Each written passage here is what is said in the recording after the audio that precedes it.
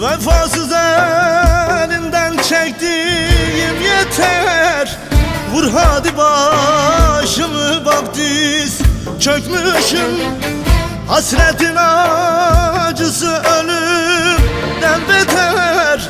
Kahretsin bir zalim aşka düşmüşüm.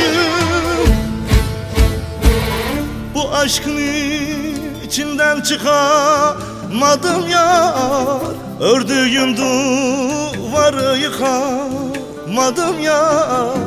En az sevgi kadar nefretimde var. Kahretsin bir zalim aşka düşmüşüm. Düşmüşüm yar, düşmüşüm yar, düşmüşüm. Sevdan ile yerden yere düşmüşüm.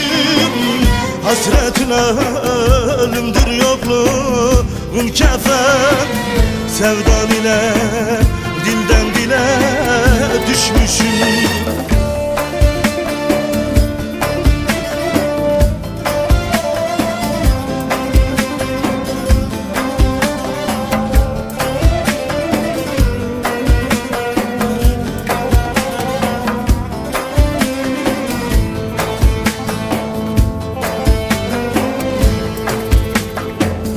Çıkarıp ikiye böldüm kalbimi.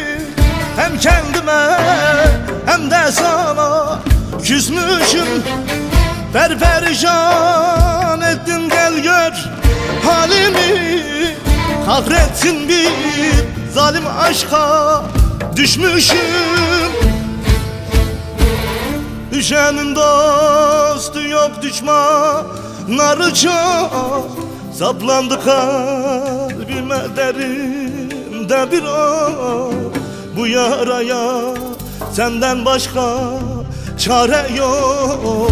Kahretsin bir zalim aşka düşmüşüm. Düşmüşüm yar, düşmüşüm yar, düşmüşüm.